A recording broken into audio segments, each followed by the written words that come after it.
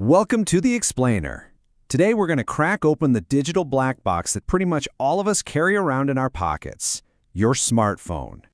I mean, really think about that. If your phone could talk, what story would it tell? Because, it holds way more than just your contacts and photos.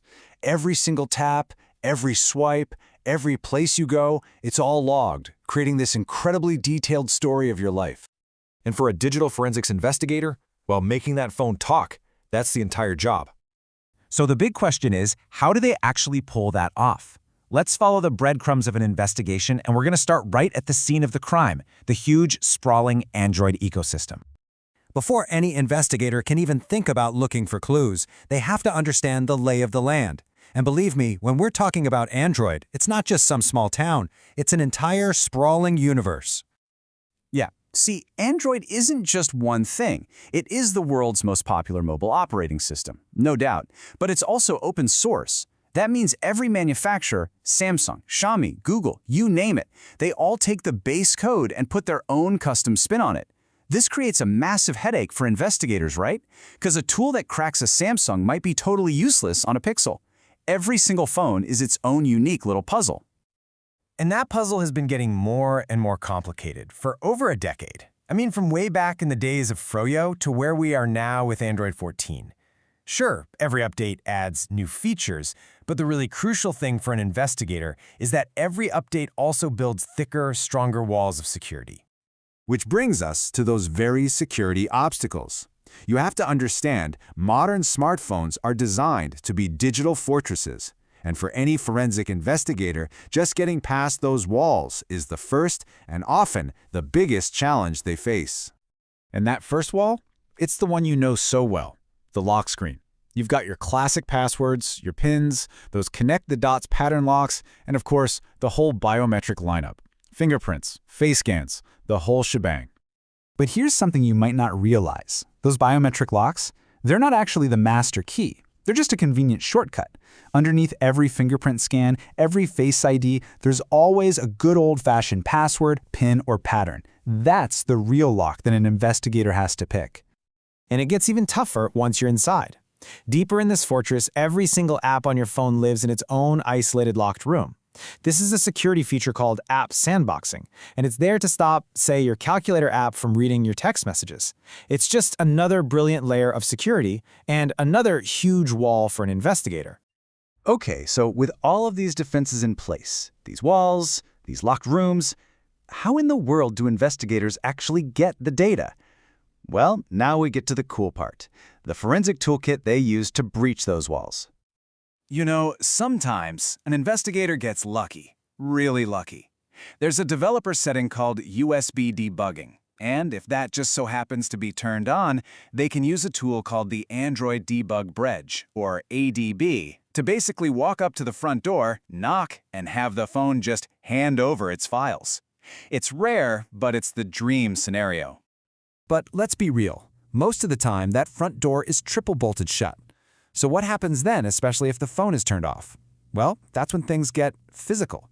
We move from software commands to straight-up hardware intervention.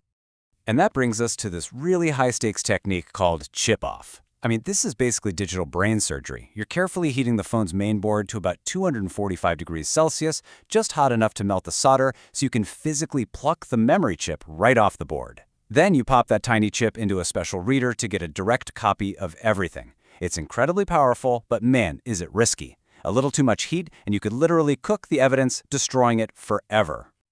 So besides that intense method, there are other hardware tricks, like JTAG and ISP. Now these are a bit less destructive, but they require the steady hand of a surgeon. With JTAG, you're soldering these teeny tiny wires, thinner than a human hair, onto specific test points on the circuit board. Think of them like hidden diagnostic ports.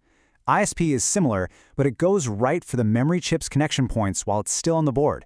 Either way, the goal is the same. Talk directly to the memory and completely bypass the phone's OS and all its locks.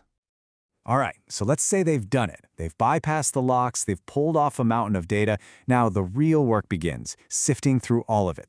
And to do that, they need a map. On Android, that treasure map always leads to one place, the user data partition. And on that map, there are two key locations you absolutely have to know about. First is data, data, data. This is the secret stash. It's where apps keep their private data, your message databases, call logs, all the stuff you can't normally see. Then there's Data Media 00. This is the stuff you can see. It's your internal storage, where all your photos, downloads, and videos live. So now we're decoding the digital breadcrumbs. Because look, just finding a file, that's not enough, not even close. An investigator has to figure out what that file actually means, and the secret to that is decoding exactly where it was found.